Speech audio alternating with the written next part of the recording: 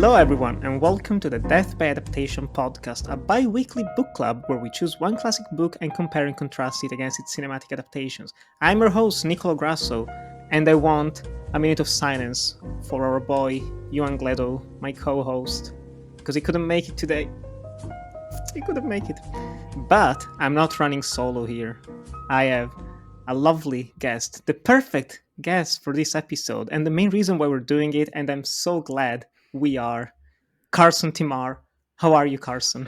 I'm doing good. I'm not going to be you, and I can't live up to that, but I am very excited to be here talking about some gay twinks fucking some peaches in Italy, because that is my identity, I think, online. I think this is me, so I'm excited. I'm excited too, honestly. This came about very randomly, but I'm honestly so happy we're doing this. And also, yeah, just Yuan is a high standard, but I know you're going to do absolutely great. And this is, in a way, I see this as like, this is your film. This is your book. That. This is you. And I wouldn't have done it with anyone else. Like, this if you couldn't make me. it this week, oh no, let's not go there. Anyway, as you read from the title, as you might have understood from what Carson just said, we are going to be talking about Call Me by Your Name. Right now, you may not want to feel anything. Maybe you never wanted to feel anything. And, maybe it's not to me you want to speak about these things, but, feel something you obviously did. Look, you had a beautiful friendship. Maybe more than a friendship. And I envy you. My place, most parents would hope the whole thing goes away. Pray their sons land on their feet, but I am not such a parent. We rip out so much of ourselves to be cured of things faster that we go bankrupt by the age of 30 and have less to offer each time we start with someone new. But to make yourself feel nothing so as not to feel anything, what a waste. Oh man, this is a once in a lifetime opportunity. Truly. Yeah. So let's start with the novel. Novel released in 2007 by André Aciman, who I was reading a little bit about. He's quite an interesting character. Like, he was born in Egypt, spent a lot of years there. He wrote primarily non-fiction, but one of the books, and he like traveled the world a lot. He's a professor in uni, so he's a man of culture, you might say. And in 2007, he released Call Me by Your Name, a coming-of-age historical drama, we could say, set in northern Italy, literally somewhere in northern Italy. It's never said actually explicitly where. And we follow Elio, young Elio, 17-year-old boy, living with his multicultural father and mother in this lovely mansion. And every summer, they have a student come visit from abroad, usually the United States, who's going to help Elio's father out with work. And the exchange student this time is Oliver, a 24-year-old American. And, Oliver's arrival just changes something in Elio. And the book, it's written entirely in first person, and it dives deep into Elio's thoughts, emotions, desire, and it goes to some interesting places. Let's just leave it at that for now. So, Carson, what do you think of the book Call Me by Your Name? The floor is yours. Well, I appreciate that. So this is going to be a very incredibly difficult task, is to separate the book Call Me by Your Name from the film Call Me by Your Name, because I was introduced first to the film version. Loved it. I was crying in the theater, saw it multiple times. Favorite film of the year, one of my favorite films of all time. But it's really difficult for me because I immediately then bought the book. And it's really difficult to parse my love for the film and me thinking it's one of the best of all times with my experience reading the book. Because, to be clear, I read this as a very young queer kid, coming to terms with my sexuality, And reading this and specifically getting the inner thoughts of Elio, I remember we had a pool and I read it by my pool, and I now read it every single summer. But there were lines where I was like, oh, like that's literally what I think. Like literally, this is my brain operating, but on a page written by somebody else. And it was this very weird, very personal experience. So I have a very deep personal connection to the book. And I think, obviously, I think it's a masterpiece. I mean, this story of young, queer, not just love, but just acceptance. And there's so much, so many areas of acceptance. Obviously, sexuality is the main one, but you have the Jewish acceptance of his identity. And it really is a story about this insecure kid kind of lost in the world, really finding his place, finding his emotions, and maturing into a man, if you want to say. And I think the first person perspective, I mean, we'll talk about it as an adaptation, but you get meaning for every look, every word choice, every single just like thought that comes into this kid's head. You get meaning, and it just evokes such a deep sense of empathy, if you want to say, of understanding, of just visceral emotion. It's a visceral on a setting level, but it's visceral also on an emotional level, where I think it's really hard not to put yourself, and maybe it's just because I have a very close experience in some ways, but it's impossible not to put yourself in the shoes of this kid and kind of feel his mind working around you. I think it's brilliant. I have to agree. I similar to you. I did watch the movie when it came out, and I didn't. Like, it took me a while to get around to the book, and I have no excuse for it, honestly, because I remember a friend of mine. We were talking. It was January 2018. We'd both seen the film a couple times by then, because it came out, like, I think during Christmas season, right? Yep. Or around then. And she was like, "Oh, I've actually already read the novel, so here it is. Here you go, man. Just read it." And I never did, for some weird reason. I never did up until last year, I think, where I read it. And I completely agree with what you're saying. It's reading "Call Me by Your Name" made me realize just how freaking much we keep everything inside emotionally, and how weird it is to see it written in such a clear, stark way, where it's just that's what it is. That's what it is when you meet someone, whoever. It doesn't matter who it is, but like if you feel a connection to someone and you cannot really explain it, just you're reading those thoughts, and it's like you said, like you're almost feeling like this is what I think, this is what I feel like. And the fact that there's so much desire that's both emotional, physical, psychological, sexual, in a way that's often shunned upon by society and by people, because just whoa, you're horny, bonk in the head. And just completely removing that, it's the most human thing of so many things that are human, that's just deeply touching.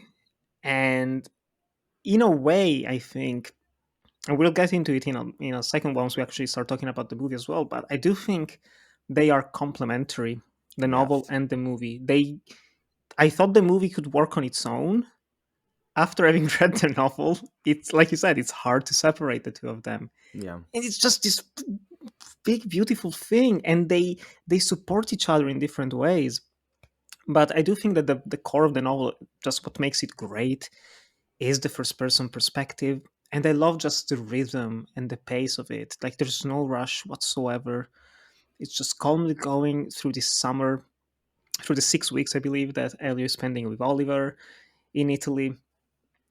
And it's lovely, honestly.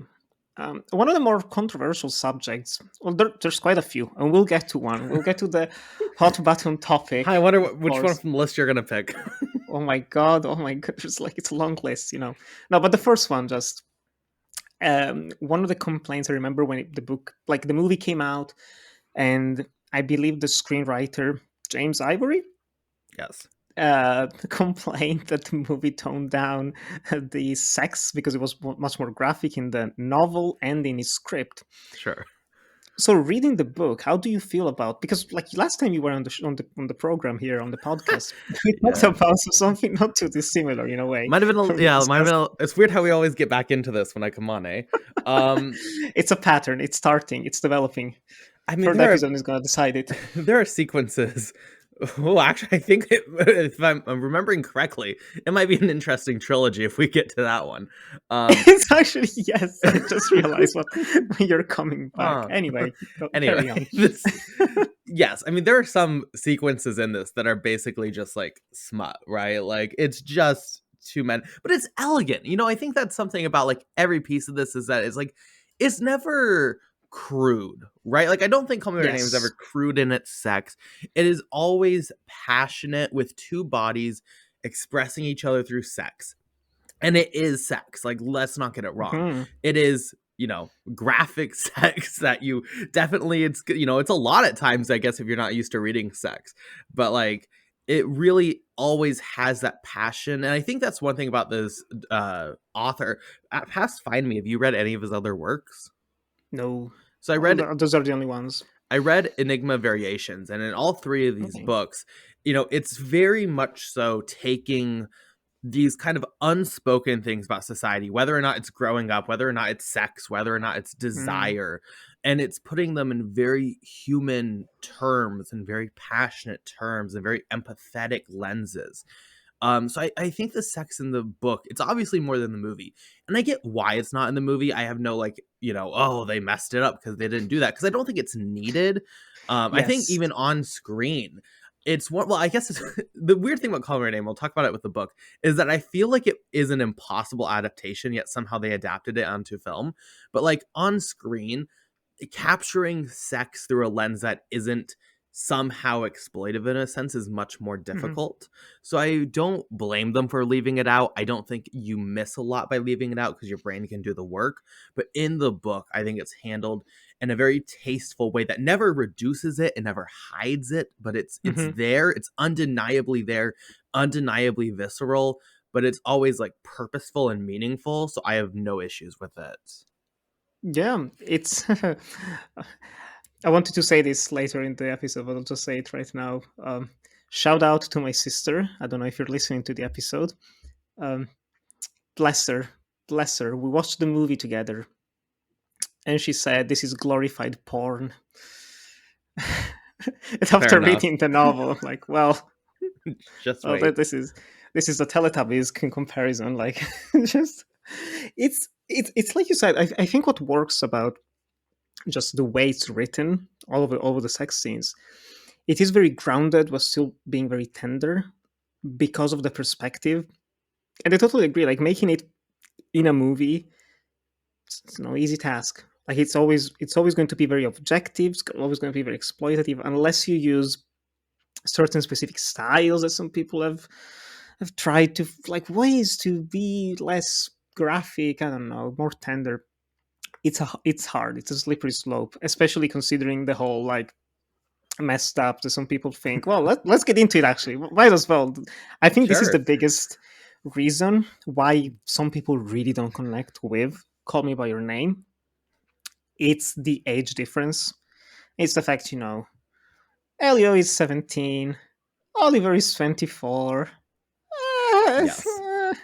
You know, is it the question that often arises is Oliver taking advantage of an inexperienced 17-year-old, which again, like 18-year is not, like, things were different. Let's just say that, just in terms of Well, consent and we age. should be But clear that 17 is legally consenting in the time and place this book is taking place. yes, it's not illegal. just Yes. out of just like it's different country, things can be different compared to the US or the UK, but what I find, what I don't agree with about this criticism, especially having read the book, is that in a way, okay, the way that I see the novel is that you have a reality that slowly turns into a fantasy.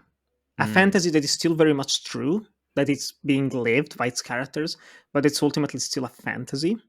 And I think that the fantasy in itself is something that honestly I doubt, like everyone must have lived this at least once in their life, where you are 15, 16, 17, and there's someone older that can be like 5 years old or even 10 years old or whatever that you find an attraction to. I think most people have. Like, even if you're just a 10-year-old lusting over some actor in a movie, it's still like, yes, that's what it is. You can still feel desire for people that are older than you. And the thing is that there's a true, honest, believable connection between Ellie and Oliver, where it never feels exploitative, where it never feels like Oliver is taking advantage of him, especially because of everything that happens in the story, because he's also carrying a lot of doubt, a lot of guilt in a way of like, what am I doing with you? Like, I don't want to ruin you in any way. There's all these conversations, and then when you see people like criticizing the film, as much as I can understand it on a personal level, because if you've had bad relationships, unfortunately, and bad similar occurrences, it's more than understandable. But I don't necessarily see it like that in the novel. What do you think, Yeah, I Carson? mean, I'm not here to criticize anyone who like really can't get Mm, over that fact. If you can't get over it, more power to you. I think looking at this relationship dynamic, it's clear to me that Oliver's not exploiting Elio. I hmm. think it's very clear that Elio faces a lot of torment due to this relationship, but that's because of an inner self. It's not because of Oliver's actions. I think it's also very clear, even though one of my favorite parts of this is that being gay is never like the conflict in the film. It's very clear that this Yes. is something not necessarily super open in society. It's not necessarily like they just chose each other out of like a gay pride parade or crowd, right? Like it kind of sets itself up like these are the two gay people in the city. And also, I mean, it is again, maybe in America's moral standards, this is strange, but this was legal. This was acceptable.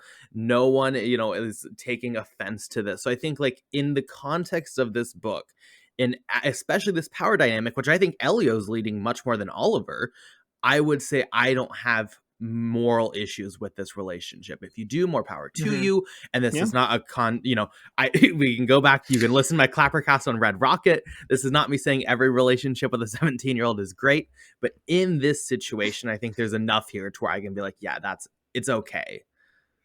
Yeah. Yeah. No, I agree. It's, again, it's a slippery slope, but Yes. I think it's handled beautifully. If you can, Mm. okay, if you can like licorice pizza, you can like this. That's literally such a bigger age difference, and no one cares, so you're fine. Yes, yes. Except and that's also, again, it goes back to the fact that this is way more sexual. There's a lot of lust of desire, Sure. and it does feel more like people who are kind of ashamed of those thoughts, of those Mm, feelings. It's kind of like that's honestly, that's kind of how I feel a lot of the times. Just hearing people complain about certain things, I kind of see it as maybe in some weird way, because that's how I feel sometimes. Kind of like you hate mm, what you're afraid of in yourself. I don't know mm. if it makes sense. Where it's No, kind it of like, does. okay, I am a person who, like, I have a crush on this person, and I'm having, I don't know, we can have wet dreams and all that good stuff. It's fine, and I'm feeling dirty about it, and so seeing something that embraces it and goes so much in depth, and especially when it's purely psychological, all in first Mm, person, it's kind of like I'm uncomfortable, because this is going somewhere that I'm still not able to go to, and so there mm. might be something just pushing them back while reading this. I don't know. It's. I think it's very interesting though to analyze. I think it's also important to mention, like, I first interacted with this text as an underage queer kid. So it wasn't Mm, like, I think, when did this come out? 17? I think I was 16 or 17 when this came out. So I was kind of yeah. like, the perfect age. So it was less like on the retrospective. If I read it now, for the first time, I don't know what my thoughts would fully be, but it wasn't weird to me because I was like, yeah, I would date a 24-year-old, whatever. I also Hmm. think, though, especially bringing in Find Me, not to jump around, is it's Hmm. very clear that this writer has this thesis that like these are bodies and these are souls and everything else is just kind of irrelevant, which is a dangerous logic when you really buy into it and really go down the slippery slope. But at least in Mm, these books, and I'm not here to praise or condone an author and his beliefs. I don't know what his beliefs fully are, but in these books I think that's a very clear message they have. but they also don't ever have, I think, a situation that is super toxic with that. So I Yeah. just think it's a recurring theme in this series. Yeah, and something that you touched on earlier is the fact that this is a homosexual relationship, but it's never treated as such, which is very delicate. And also the fact that they aren't necessarily just gay per se, because the fact that like Oliver is marrying another girl, Elio is seeing himself like he is having a relationship with another girl on his own. Well, in the film especially, but like he sees himself like having a family, having children, being married to a woman.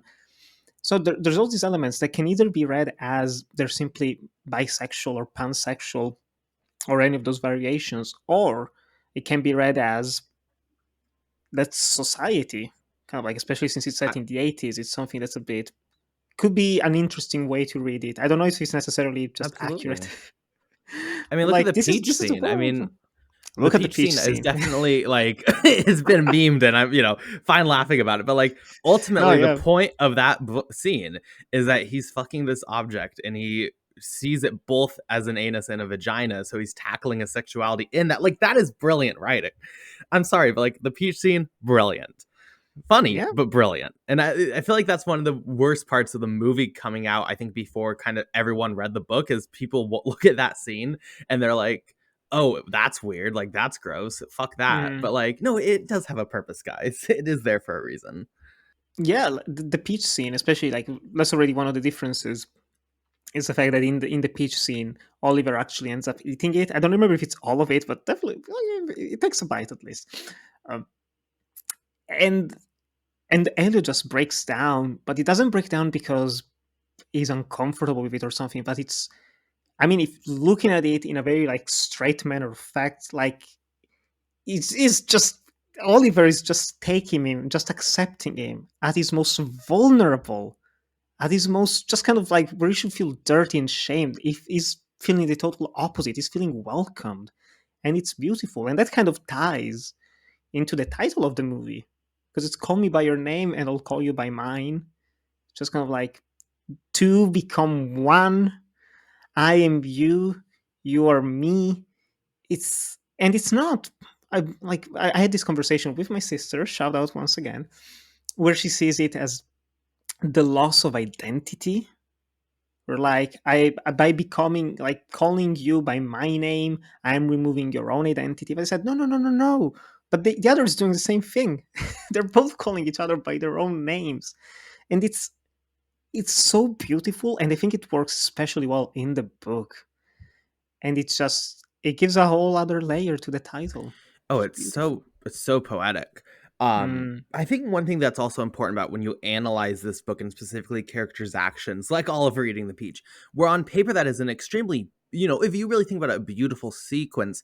It's also important to note that, especially with Elio, but also with Oliver, like it's very clear in the book these two have no idea what they're doing, like flirting wise and stuff. Like they're just Yes. lost people. So like, especially in the book, there'll be, or in the movie, there'll be like these weird scenes, and the film is not always trying to be like, oh, what a great relationship or what a great flirt or whatever. Like these are inexperienced people being vulnerable for the first time with each other. So I think that's also an added layer when you analyze events specifically to remember, is like, this is not meant to be crafted to where it's clean and perfect. It is crafted to be messy and flawed and inexperienced and immature and young. And that's young love, though. And that's beautiful. I mean, every point of this book we talk about is just like, oh, it's beautiful. It's tender. It's touching. Honestly, let's just dive into the movie full on. The time has come. We cannot hide away any longer.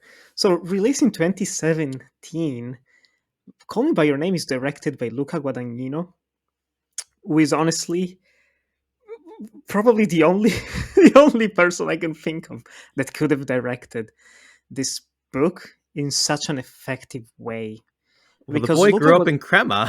Like it's wild to think like this man really just kind of lived this life and was like, it's perfect. it was meant to be. It's serendipitous. And the beautiful thing about Luca Guadagnino's filmography, which again, I don't know if I ever said this before, but like he is hated in Italy, hated with a passion. Yes, yes, Carson. They boo him. They don't go out to watch his movies, and that's one of the interesting things because he's become super popular worldwide, and is still not particularly accepted in Italy. And I remember just a small tangent. I was there at the 2018 Suspiria premiere, and I remember just he had such a smug look on his face. Bless him, because he deserves it. Because it's like, you all shit on me constantly. I came here with a bigger splash. You booed me out of the cinema. Now I'm back. Like, Oscar nominations, an Oscar win for my movie. Everyone loves me. Everyone was a piece of me. Yes, just like, you go, Luca. You Why do go. they hate him? Is there like a reason or? I always say it as just certain directors get a stigma early on and they are unable to lose it, especially if you're someone that ends up working primarily abroad. Because he ended up directing in 2005. He directed a movie called Melissa P. I don't know if you've seen this one, actually. Have you? I have not. Oh, I believe it's based on an autobiography, which is about a 15-year-old, 14-year-old girl called Melissa P, who talks about like her sexual awakening, her sexual encounters with boys, love, and all that. And it's very graphic, very explicit. The movie is super sexual. It's very uncomfortable.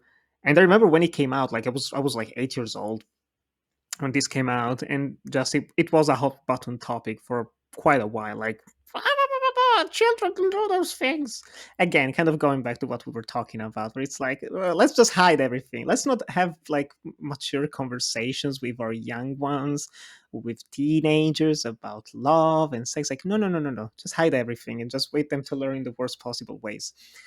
Anyway, Luca Guadagnino as a way to direct movies that is beautiful. And I don't remember which critic said it back when Call Me By Your Name came out, but they said that they are movies that you just feel like you're watching I Am Love, A Bigger Splash, or Call Me By Your Name. You just feel the scenery, the warmth of the sun, the water in the river. Oh, it just transports you to these places. And it's the best possible choice of a filmmaker to make an adaptation of Call Me By Your Name. So it stars, like, the only thing I don't like about this movie is that it ended up making Timothée Chalamet just this massive star. It's like, no, no, just it's too big for his own good now. He needs like to be more humble again. Just too big, Timothy. Sit down. Too big. And it also stars Armie Hammer, and we all know what happened with that. But Look, we don't need to get arm hammer. we won't. What a man. But it also stars Michael Stuhlbarg, my man, the legend, the myth. I don't care about Oscars anymore in those types of conversations, but he deserved the win for Best Supporting Actor, and he wasn't even Yes. nominated. Yes. Anyway, Carson, what do you think of the movie Call Me By Your Name? Well, see, I love the book and I hated the movie because I It's very love the movie. unfaithful. I think it is fascinating looking, again, like I mentioned, I read Call Me By Your Name and I'm like, this is unadaptable. It's all in first Mhm. person. It's all inner monologues. It is all complex emotions. And like, we talked about it with 50 Shades, and this might be a weird comparison, but 50 Shades, we talked about how the book had so much like passion in every stare. One second. Okay. We talked with 50 Shades, and this is a weird comparison, but we talked about how every scene meant so much. Like when in The Office, I'll never forget the interview, and like the trip matters, and every stare, and every person, and how Anastasia perceives them. And then Mhm. the movie cannot do this. It cannot have this inner monologue, so it just brushes past everything, and it was so much less effective, so much less fun. Granted, this Mhm. writing is much more, quality. We're not going to lie here. Just a I little do bit. like 50 Shades, though. I want to be clear, but this the movie should not work because the entire book works so well because you're in Elio's head, and it Mhm. just comes down, I think, to Luca Guadagnino being a master. Like, you need someone with just an insanely like almost unbelievably high effectiveness of empathetic filmmaking to make a film like this works, to where you can get the inner monologues and inner ideas of these characters and the inner emotions without them speaking them. Yet Luca does this. I mean, it is absolutely amazing that you can read the book, and the book has so much more details. And after you read the book, every stare in the movie is going to mean so much more. But just in the movie alone as a vacuum, you get it. You Mhm. get the longingness, you get the desires, you get the uncomfortableness, you get the lack of confidence. I mean, there are some little things here and there, like when the notepad flips over and it is like all scribbled and he's like, I was too mean. There's little things Yeah. like that. Or the look at the watch, it continues to focus on the watch when he's waiting to meet him. The iconic scene when he's swimming and it comes up and the Jewish stars in his mouth after that conversation. There's little pieces like that where it's like, perfect. That just gives you enough without being too overbearing. But so much of this film goes unspoken and it goes just Mm. casual, yet it still works.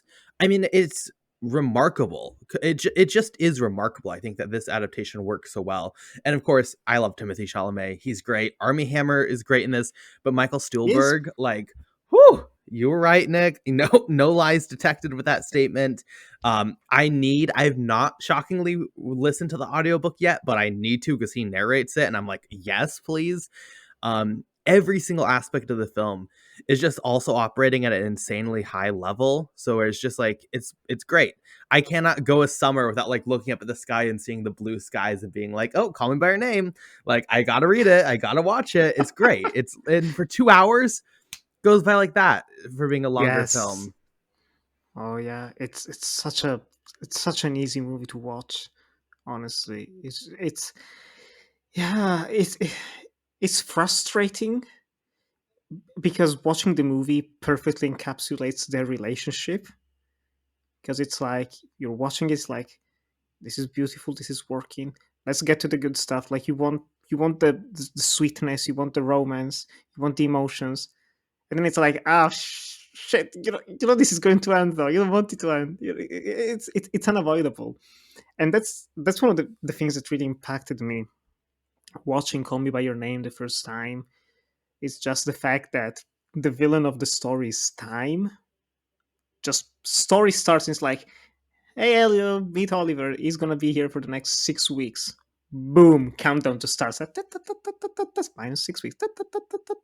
Minus 30 days. And you're always feeling it, and the characters are feeling it.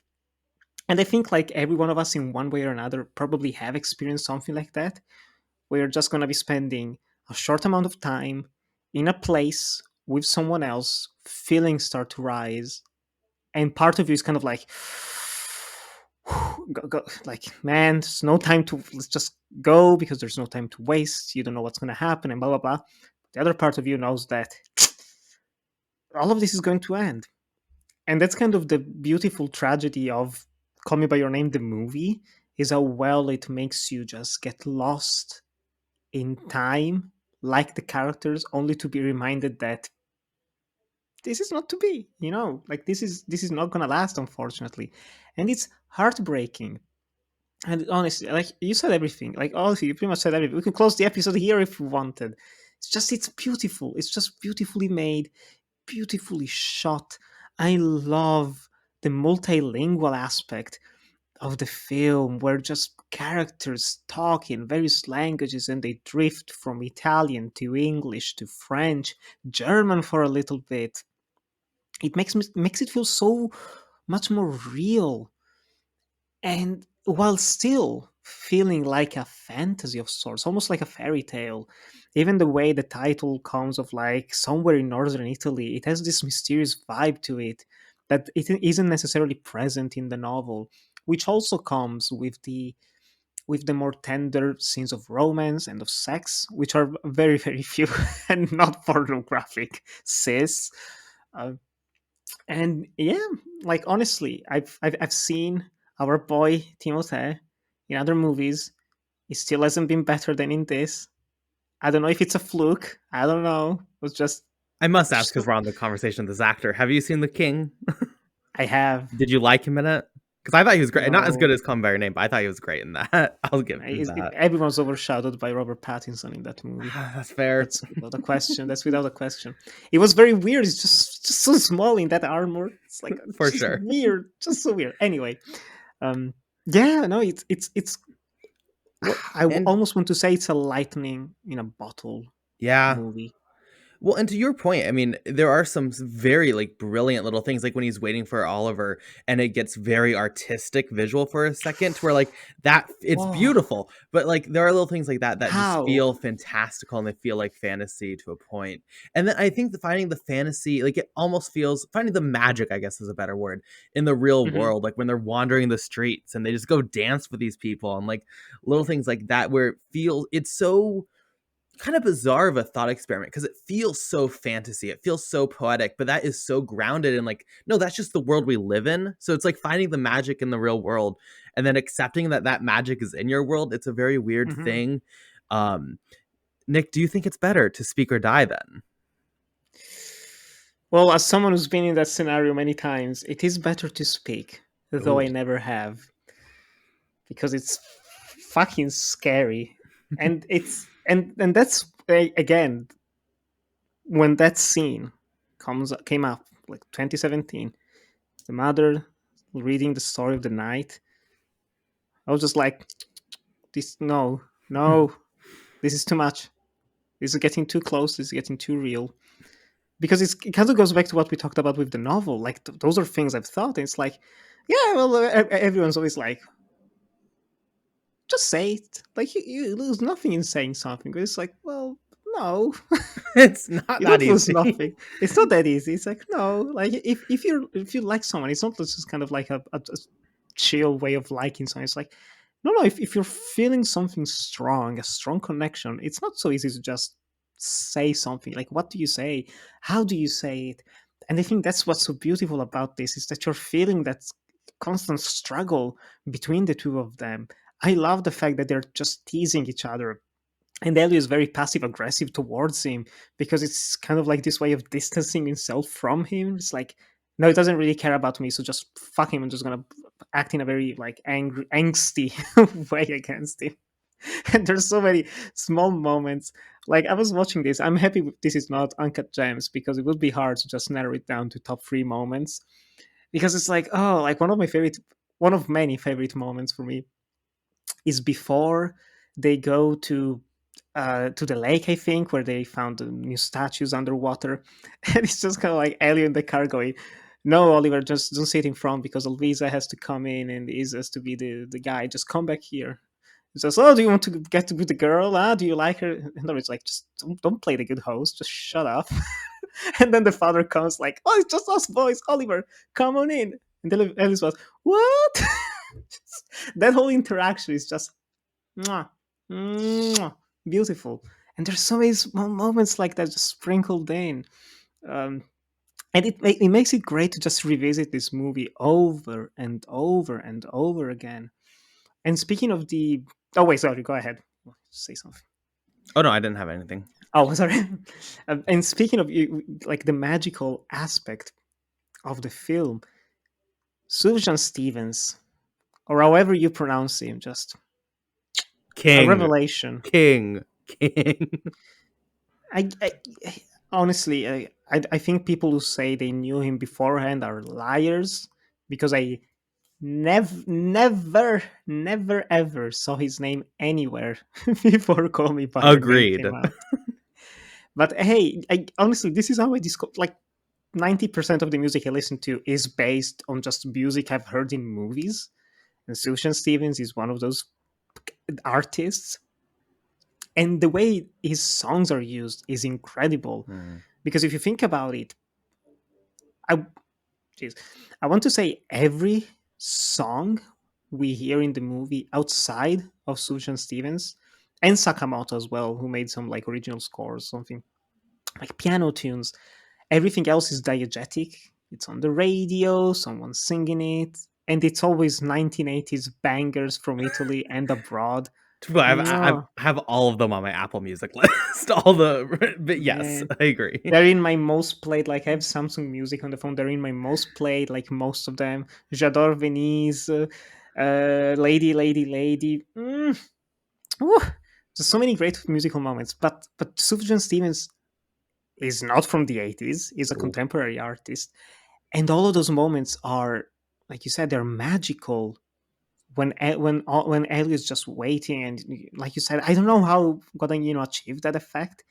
And I actually want to say this is shot on film, right? I believe so. I wonder if he did some tricks with like exposure and stuff, because it's Yeah. not too dissimilar from The Last Temptation of Christ by Martin Scorsese, where the ending of the film has some weird effects, like literally Yeah. in the last shot.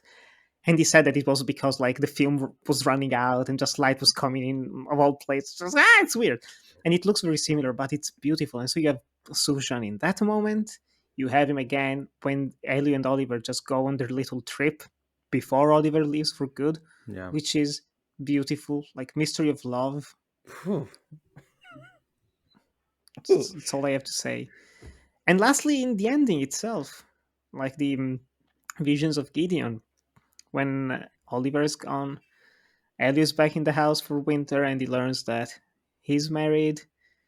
He's gonna have children probably, and just that's it. Visions of Gideon kicks in, close up of Timothy's face, roll credits. It's And like a very weird fly. a very weird fly. I'm happy they chose Happy that coincidence. ending instead of the ending in the book, because I just think it's a better ending, definitely cinematically. Also, the ending in the Mhm. book they retcon, so I don't think we need to talk. Like, Yes, like speaking of just differences in terms of story, there's a lot more. No better word than world building comes to my mind. There's just more world building in the book, where it's like, they go to the library antiques shop, and so you meet that character, and they go there multiple times, ordering the books and stuff. There's other people in the town that pop up here and there, but it's still primarily focused on the two of them. One of the biggest differences is the trip, because in the film it's very, and I love that it's very low key. They go to a small, again, no names, just they go to a small city, just small town, to travel and enjoy a bit of the forest and hiking. But in the book they go to Rome, which is far away from where they're at, and it's a much bigger city, and there's a whole tangent where they go to a restaurant. Like Oliver goes to a book presentation, and they go to a restaurant, and there's this man who, I think it's the one who wrote the book as well, I don't remember the detail, but like he starts talking about his experience in the Philippines, right, where he had a sexual encounter with yeah, a trans woman. yes, It's bizarre. it's It's a bizarre. choice. It is a choice. It is indeed a choice. But in a way, I was reading that passage, that whole scene. I was like, I'm flip flopping between this is so horribly misguided, and this is kind of capturing the meaning of the story itself. Yeah, Gives it's a very thin line, very thin line. I don't know how you feel about that whole story of like this man talking to this woman who's not really a woman, but is actually a woman. It's like, what? insert Timothy Chalamet. What? What? Um, I also think it's weird, just narratively, considering like it's the last trip. You know what's coming, especially if you watched the movie, and it's Mm, just like I don't know if I really am caring about this story when like I would much rather them just dance and then say goodbye. Like I think the focused nature of the movie, where it's always focused on these characters and always focused on their interest and love and desire, is much mm. more. I prefer that method of storytelling compared to the book, but I also get it because like that is showing life and it's showing like I think there is a purpose for it, but I personally prefer the more focused approach. Yeah, I agree. It's odd. It's very odd, but I'm very happy that But Cosentino was like, "Pfft, just yeah, remove all that." I do like that the movie doesn't invalidate it though, because like reading the book, you can watch the movie and they're just drunk in Rome. You're like, oh, I know what just happened. They just did this Mhm. thing. But like it's more about the important vignettes of the story rather than the full story itself. And I like that, again, like you mentioned, Yes. they're complementary to each other in very not weird, but like, and interesting is a bad word, in just very unique ways where you get a very different experience when you interact with Mhm. both, and it changes like each other. It's really fascinating, actually. Yeah, especially because of the way the book is written. There are some scenes in the movie where you're like, "Oh, I get it now." Like if it were Tiffany was like, what was he thinking in that scene? It's like, "Oh, I get it now." Like I'm actually reading his thoughts during that moment, and it works so much better. Including, for instance, the peach scene, because I do think the peach scene just flew by everyone's head, understandably so, especially if people are uncomfortable with just bodily fluids in general. Even if he doesn't actually eat it in the movie, which probably would have been like an NC-17, just probably that's why they didn't do it. So it's a bit much, but it's yeah, it supports it, it enhances those moments, and it's beautiful. And I do also like how the movie actually improves with the character of Marcia. Is that the girl's name? Played by Louis Garrel's sister. What's her Esther Garrel? And she's a very good character, very side character, but I think she's very well cast, and she just injects so much. I don't know, like, how do you feel about her character? I'm kind of speechless right now just thinking about it. I think the role of women, and I'm actually writing a feature for this right now, because also, FYI, in case you don't know, Ooh. you want to know my own thoughts.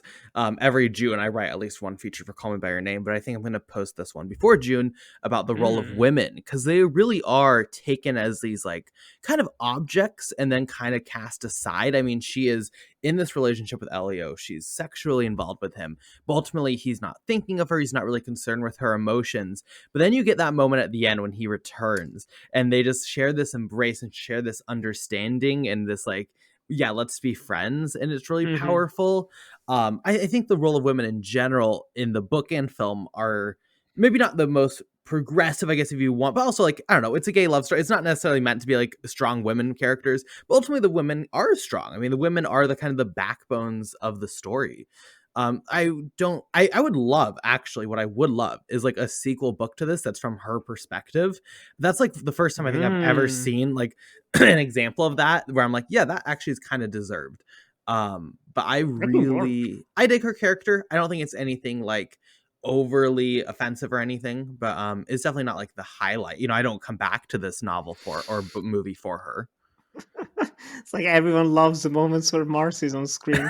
Right? Like, I woo! always joke. I'm like, oh, the worst scene when they're fucking. Which even then it's interesting because it does show that he's not like he's into it. Oh yeah. Like, he's not disliking it. He's into it. He's into it. Um, but yeah, I agree. I like that like the female roles that I'm thinking about. You have the mother, who is quite a again. She's an interesting character. She's not in it that much, but she lives. Like she has one of the bigger scenes that we briefly mentioned. The knight reading the story of the knight who's in love with a damn. She also has to go pick him up from the train station and be there She for picks him him up. in that scene. Those are like her Emotional support. two big scenes. And it's Mhm. interesting how the series treats her going into Find Me, because that was not what I expected. Oh yeah, Find Me. Let's honestly let's just briefly go to Find Me. So, call me by your name. The film. Oh, there it is. He's holding it. He has proof. He owns it. Um, no, I'm joking. I'm joking. Look, well, I don't know if you need to be joking, actually. Oh, also, anyway, Call Me by Your Name. The movie was so big that so many people went back and read the book and just started harassing André Aciman. Just we want more. Especially because we haven't mentioned this yet, but the book itself of Call Me by Your Name does have a time jump in the future, and we do see older Oliver and older Elio during the years. It's like 20 30 years. pages, 20 Yeah. years. Yeah, 20 years it's in the not that future. long. There's a conclusion. There's like, it's definitely, there's an end to the book to where like I mean, I might have been harassing him for a sequel, let's not lie, but like definitely closes the relationship. It definitely has an acceptance of, which I love actually, the acceptance. I guess we can talk about like Hmm. the acceptance of this love is lost. It's over. They're not together, but that's not saying that they have bad lives or anything. They just don't have each other. It's interesting. It's a good ending. Yes, it's a type of thing where just time doesn't heal. Well, time heals wounds, but you're always going to feel a bit of pain. It's just smaller. That's what it is pretty much, and it works. Again, it goes back to just novel and film complementing each other. They both get to the same conclusion in just very different ways, and both work really well. But I guess Call Me by Your Name fans were just too loud for André Aciman and just started saying, "It's like, oh, what? More money? I can enjoy retirement at 70 years old if I write another book." And he did, and he announced it on Twitter, and then he released it in 2020. I want to say it was the end of 2020 or 2019. 2019. 2019. It's 2020. Oh no. In 2019, he released it just at the end of the year, October, November. And it was met with mixed reviews. Very mixed reviews. Look. Carson, talk to us about So, Find Me. Why don't being you? a Call Me by Your Name stan, this is the only book in my life I'm pretty certain I've pre-ordered and had like Oh. delivered like the day it released, like tracking Amazon order. Oh my god, I can't wait to get home because Find Me is there, the Call Me by Your Name sequel. And I opened it up and I started reading it, and it's a choice. Their first half of this book. I guess maybe we should just explain what it is. The first half of this book is about Yes. Elio's father fucking it like a 20-year-old, which is a choice. I think she's 30. 30. She's the same age as Elio, and Elio's age. It's like in the future a little Oh, bit. yes. Oh, no, you're So right. you took this lovely couple. We love the father and mother, split them up, and then had them have sex like over like in the window where everyone can see, and they're like, "That's fun." Great, iconic. And then you go into like this Elio moving on, having his love, which was like, okay, that's cute. As soon as we got to Elio and Oliver, I was like, great, this is much better. This But then is you what get the we last, quite honestly, and it's not like it's split into 3 equal sections. The first half of the book is just the endless sex scene between Elio's father and this woman. And then They're you just get like listeners. Literally half of the like 230. It's like 110 pages. Just to the point where it's like it might be a meme. I think this book, it might be a meme from him, just like let's see what the fandom will do. And then you get the love for Elio with falling in love with this new guy, I think named Michael. I might be wrong. And that's good. Michelle, something is like it's French. Sure. And then you get the last third of this, which is Elio and Oliver, just like, how Call Me by Your Name, the book ended. Screw that. We're just going to write this fan fiction about them ending up together. Oh boy. And it's like, huh. Like, so the first half of this book is not, I did not enjoy at all. The second, third, like the third quarter, I was like, okay, this is good. And the last quarter, I was like, I feel like I should like this, but I just don't. I think it just takes away from the book Call Me by Your Name. I think the ending Call Me by Your Name is so much more poignant. It genuinely just feels like fan fiction, which is, I think, clear considering I think it's very clear he did not want to write this. He had no ideas for this, and he just filled 200 pages with like random shit to like make a fandom happy. It's not good. And I hate to admit that. I love you, author. I love this series. I love these characters, but this is not it, Chief. Find Me is the last Jedi of Call Me by Your Name. It's a brilliant subversion of expectations of what fans want from the series. Truly. No, that's weird, very very weird and messed up way. I admire this book a lot because it could have been like I ended up doing a deep dive on Goodreads, which I don't do often because it's just a scary place. It's like Reddit. I don't belong there, but I just browse it from time to time.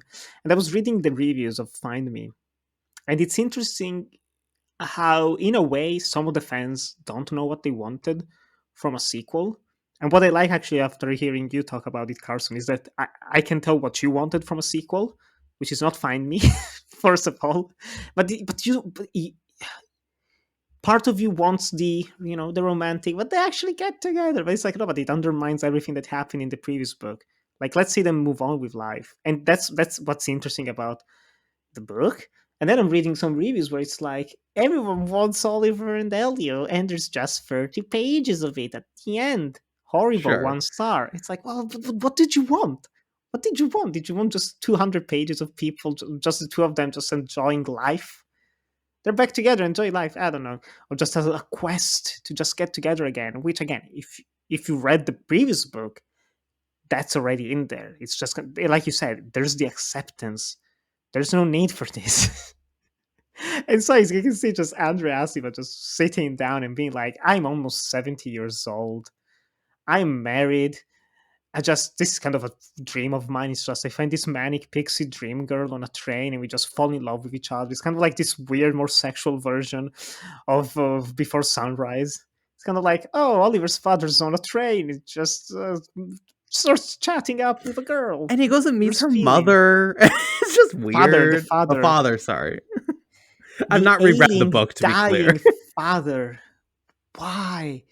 It's just 30. Like I read the whole. Like I started skipping the pages just for fun. No, I did read the whole book, but just was like, what's like 30 pages from now? Like, oh, they're still eating at dinner.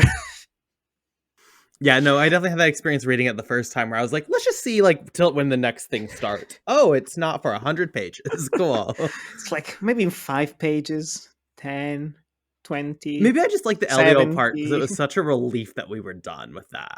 Because there was a point where I was like, this entire book is just this, isn't it? Like, it's just this. That's a massive middle finger. I will say, to play a little bit of devil's advocate, I actually kind of enjoy parts of just what's the name? I need the name. Elio's father. What's his name? Because I want to keep saying Elio's father. Call me by your name. I want to say Michael Stuhlbarg. Also, it's not pleasant to imagine Michael Stuhlbarg fucking this woman. I'll say I don't love that. In front of Samuel Perlman. Sammy, my man. I like the part of the conversations that they have on the train. I was kind of into it actually because it's like it's a bit quirky, but it's interesting. Like it has happened to me a couple times where you do talk to a stranger and you feel more open to them because there's no bounds, there's no ties, there's no real connection in terms of history. Absolutely. So you're freer to just say whatever you're thinking. And it's very interesting and it's very exciting in a weird way. But then it just becomes a bit too full of itself. And it turns into this whole like they're in Rome and they're just walking around and they're having sex and they walk around more and it goes to a book presentation. And you do think, what is this all leading to?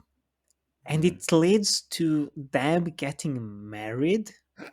Okay. And it leads to them having a daughter. Okay. No, wait, a son. Sorry, a son that they call Oliver. Okay. And yeah, it's literally just like, oh, Yeah. Ellie and Oliver are back together.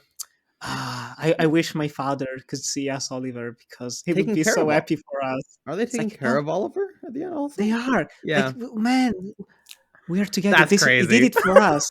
He did it for us. He had another child called Oliver just for us because he knew we were getting back together and we could have our own child to raise. And I was just like, what is happening right now?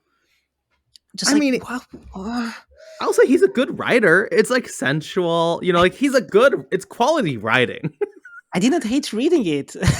I was just bored, I guess, really by it. If it was like a separate thing, I still probably wouldn't love it, but I would be like more, I think it's just really, I was just waiting for like, what is the point? This is not what I wanted.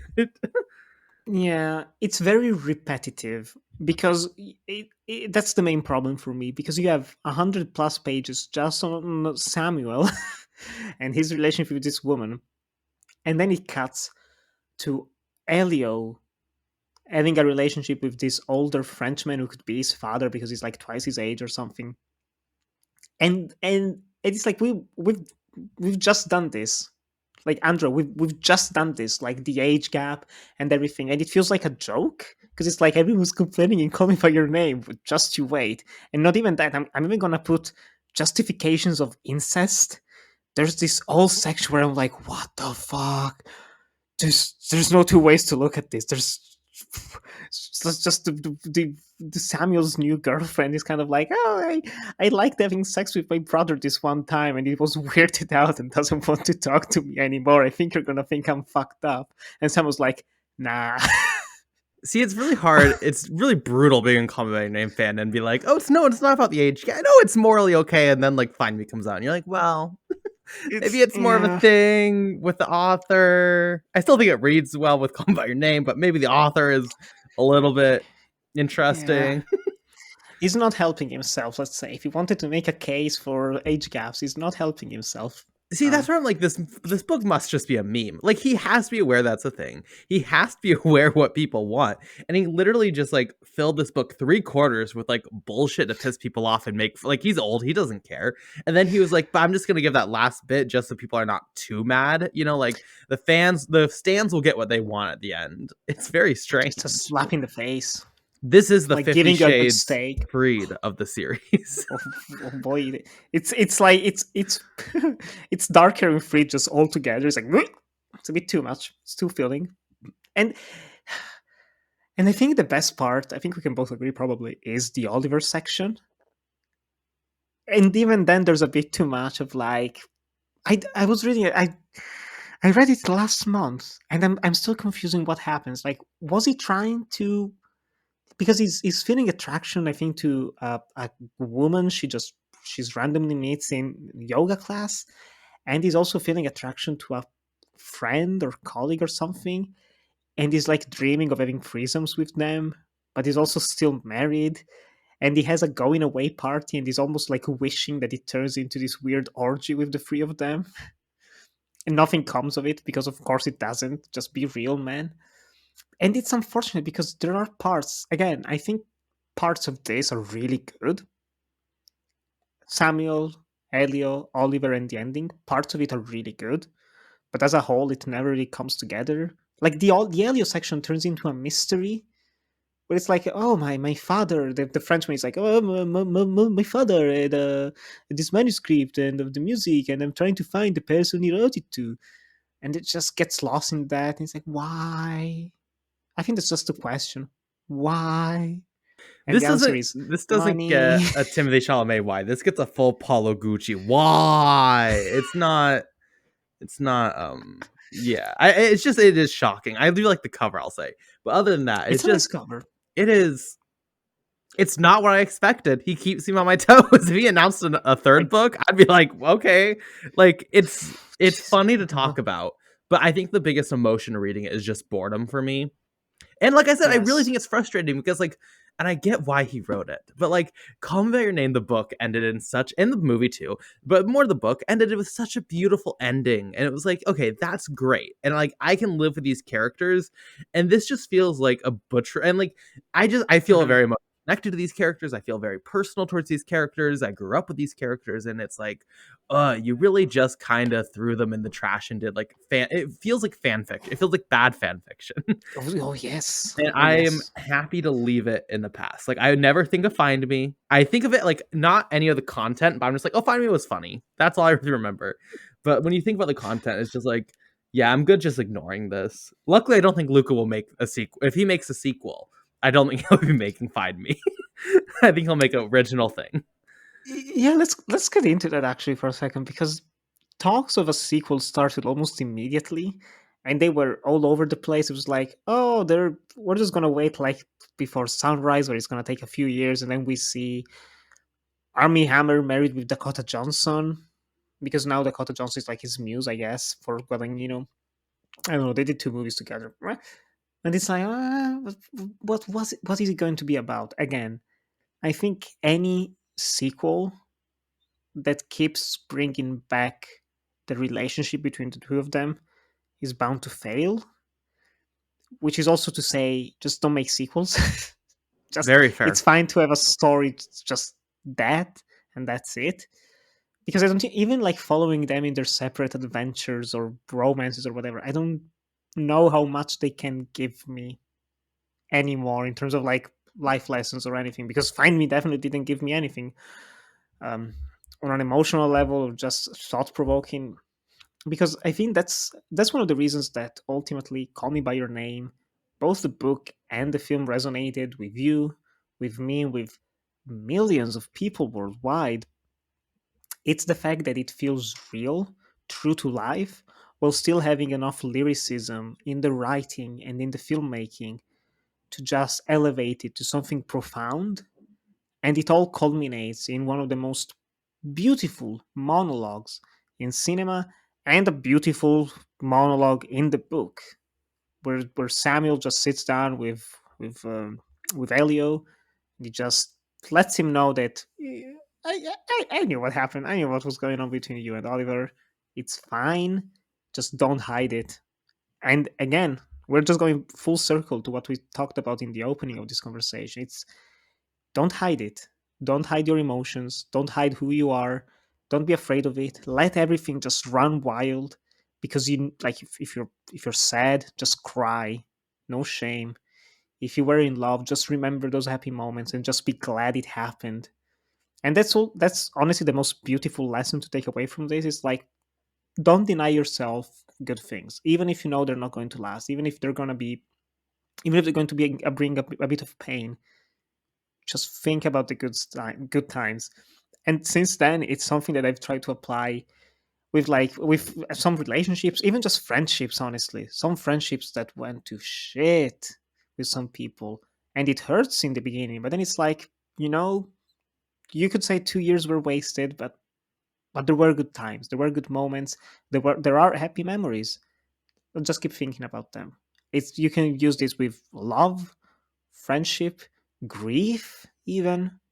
And the importance of, not, I think when you face pain, your natural response is, how do I make the pain stop? But it's about the worthiness of feeling that pain and understanding why that pain is there and going through that pain. Even if you want to Hmm. focus on the good, that's not to negate the sadness you feel. And I feel the same way. Like, I've had so many things where, like, specifically friendships ending, relationships ending, where it just, I mean, it hurts so badly. And to this day, like, it hurts, obviously. But, Mm. like, it's about accepting that pain and understanding kind of the beauty that that pain is there and what that then means to you. But also not wallowing in your, like, just being consumed by the sadness to where it consumes you. It's about having a healthy dialogue and relationship and acceptance of that pain, while also finding a way to move on for happiness. I mean, it's so powerful. And it's one of the, like, when you think about on cinema, we've done cinema over 100 years. We've done writing obviously a lot longer than that, but, like, I think it's Hmm. one of the emotional facets of life. It's so interesting when you find something like that and you really feel like, wow, that's a universal experience that's so often not seen in these art forms. And I'm sure there's more than Call Me by Your Name. I'm not saying it's the only one, but, like, it does feel like something that everyone goes through, but no one wants to talk about, or no one knows how to talk about, because those emotions are Hmm. so powerful. And you just keep going back to that monologue and to that ending and to the overall message. I mean, it really is just, like, inspiring. It's life inspiring stuff, life changing stuff, which is the power of media, right? Like, that's why we do this. That's why you read a book. That's why you watch a movie. In a lot of ways, is like, yes, there's entertainment and other reasons, but, like, it's to find yourself in a sense. And I think it really does work in this case. Like, it's powerful. It's that's why we make art. Art is a way to cope with just humanity. For André Aciman, art is writing a cash grab sequel novel and make money. But you know what? Good on him. I hope he made a lot of money at least. No hate. Honestly, I always say it. I talk shit about these things and about these people. But if I ever made something that was successful and a truckload of money came at my door, it's like sell out. I'm like, yes. Look, I always Where's say the contract? I always say Disney's bad, but if Disney ever wants to pay me to do anything, I'll do anything for them. I don't care. Oh yeah, oh yeah. Just not joking. Just seriously.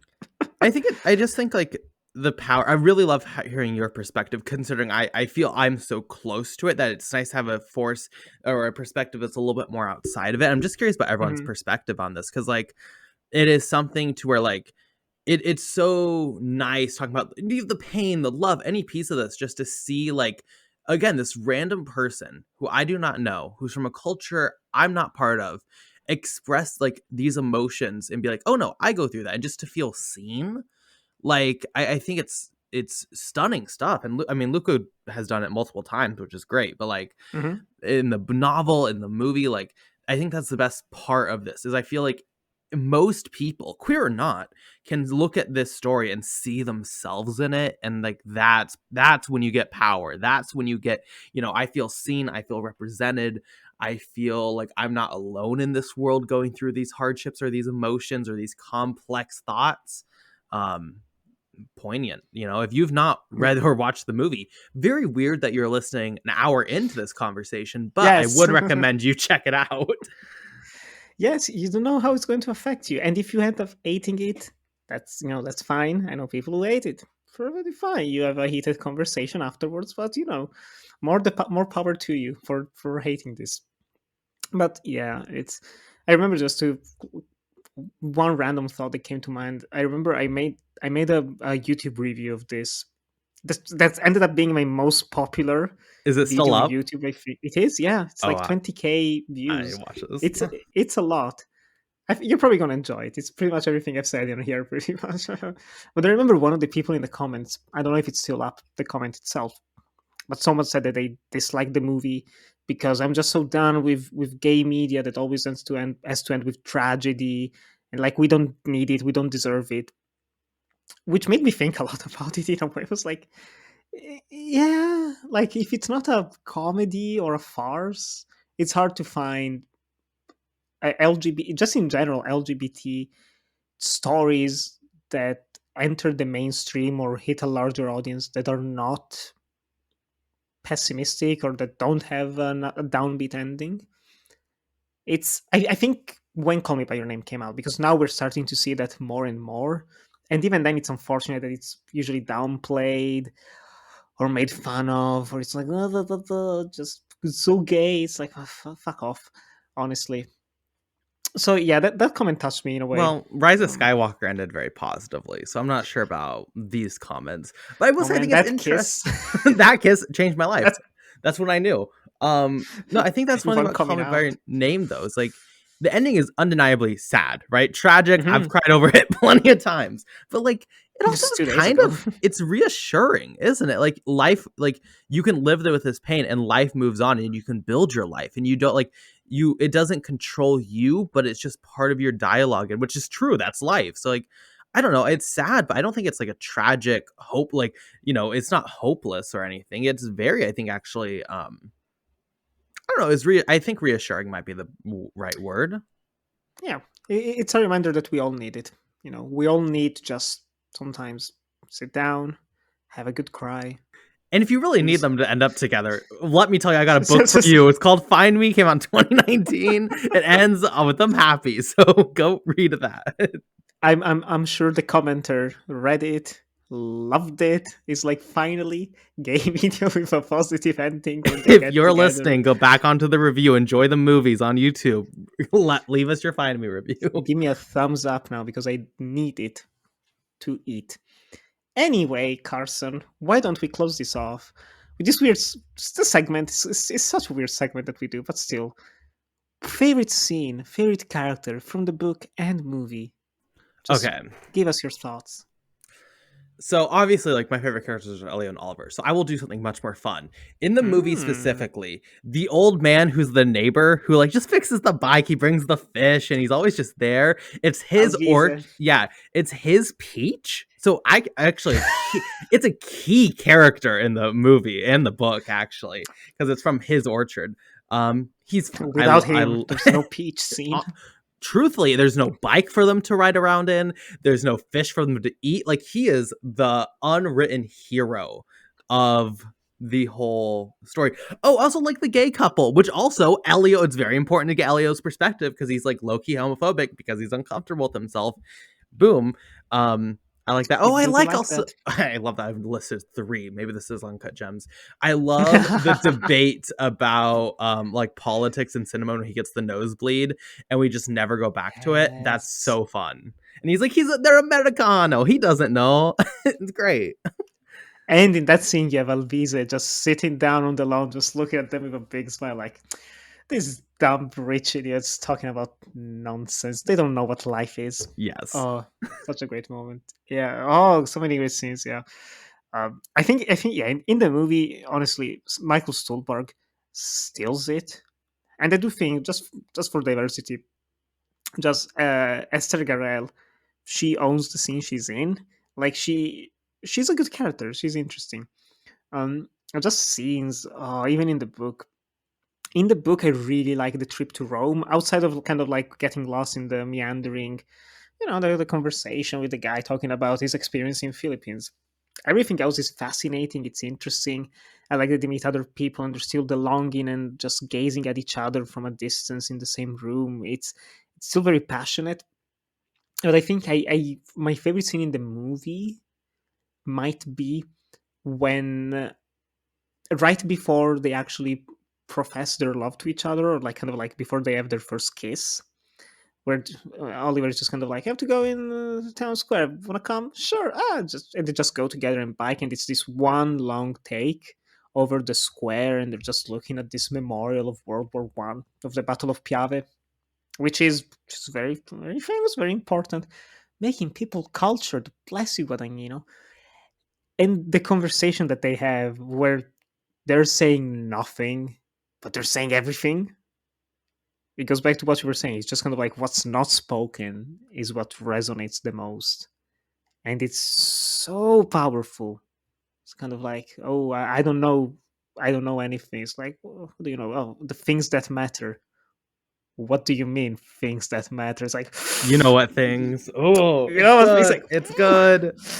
The hike to the waterfall also just makes me want to go hiking every time I see it, because I'm like, that's beautiful. Which is not a real waterfall, by the way. It's a reserve or a dam that they empty once a year. Who knew? You can go, Nick. You should go to you. You really are missing an opportunity. You should do a whole Call Me by Your Name tour. Bring the viewers along. I'm not an envious person, but there is this one girl that I know who is a massive Call Me by Your Name fan, massive Guadagnino fan, to the point that she's met him many a times. What a dream. Like she honestly, like, bless her, because like she sets her heart on something, she does it, she gets it. Like she's at every Q&A where he's at. Like, you'd like her. But I remember summer of 2018, she went to the locations of Call Me by Your yeah. Name, and that's when Armie Hammer and Timothy Chalamet came back. I don't know if did you know this happened? No. Yes. I think it was the summer. It was 100% 2018. I think it's summer 2018. They went back, Armie Hammer and Timothy, to the locations of Call Me by Your Name, and they had like this massive party in the streets and in the square. What? And they're dancing and they're hugging each other. Just for posterity's sake, I'll find the post on Wow. on the Instagram, because it's just I was love watching that like that. at home. I was like, this is like 3 hours from here, or 4 hours, I guess. I don't know. I mean, I'm quite It's literally far, but not that planning a far. trip to Crema, so yeah. I'll join up. I'll join up because I need to see these locations. And so, Death by Adaptation. Just wait until the meetup in Crema. We'll use the details. When Find Me, the movie, and comes out, we're going to do a live from Crema. Oh, absolutely. Jesus. A live review. Anyway. Also, I think we should mention the dedication of Timothy Chalamet. I know you don't like the kid, but like he was gonna quit acting, and then he moved to Crema like 2 months before filming started and learned Italian and piano. That's pretty cool. I don't know how to do either of those things. That's dedication. He plays a mean piano. He's very good. Imagine just being like, yeah, I'm gonna move to Italy for 2 months, like before shooting started. Good on him.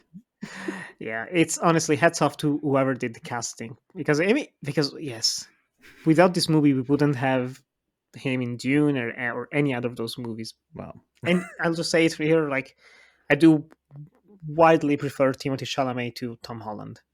Well, yeah. I mean, it's just unless he picks good movies to be in. We don't need to piss off the stands, but one is a good actor and one is Spider-Man. Stands are not here. They don't read. They don't know what reading is. They're not listening to this episode. This is fair. If you made this episode 3 years ago, it would have been huge, though. I'll let you know that. I missed out. But, oh well, but here we are. We did it. We're at the end of the line, and it's... this was a pleasure. It was so much fun, Carson, to do this. It was a pleasure being here. For the second time, many more to come. Hopefully. Just a sneak peek in the next month, next close future. Who knows, maybe. But Carson, why don't you tell our lovely listeners where they can find you and hear you as well? You can find me on Twitter at pp_movie reviews, Letterboxd Carson Timar. Listen to me weekly on Clappercast at Clapper Podcast on Twitter. We're on all major podcast platforms. We review the new releases. So if you want to hear me chat about the new releases, listen to me there. And yeah, you can find all my thoughts on Twitter, Letterboxd, all those good places. Yeah, you just did a whole series, an episode on Batman, on the Batman movies, and by the time this comes out, the Batman as well. So let's check it out, people. If you like Batman, you like Euphoria, you like any of these things, we'll talk probably about Luca Guadagnino's new movie later this year. We're currently doing a Road to Oscar series. We're doing a Road to WrestleMania series. We're doing a lot. You know, it's fun. It's fun vibes, fun energy, just like Death by Adaptation, you know? It's eclectic, which is honestly, I think it's at the heart of Clapper. It's just every podcast just goes wildly insane with going from movie to movie and whatever, but it's fun. Be sure to listen to it. Meanwhile, you can follow me on Twitter and Instagram at Nicolò97, and there you can find me linktree/enjoy the movies, where you can find links to everything that I do. You can follow the show on Twitter at Death Adaptation and on Instagram at Death by Adaptation Pod. We're not on TikTok anymore because we got banned. I still don't know which I don't know which clip just killed us. I don't know, but it was worth it probably. Just killed by TikTok. Oh my god. And also be sure to check out the Uncut Gems podcast, where every week I'm together with my good buddy Jakub. We're currently doing a whole retrospective on Brian De Palma. So, you know, staying kind of close related to Italy. This is it for this episode. Be sure to tune in 2 weeks from now, where we're talking about Inherent Vice, which was meant to be this episode, but life happened with our guests. And so we did this, and I'm very happy we did, because this was special. It's a special in the best of ways. So thank you very much, everyone, for listening. We hope to see you soon. Bye-bye.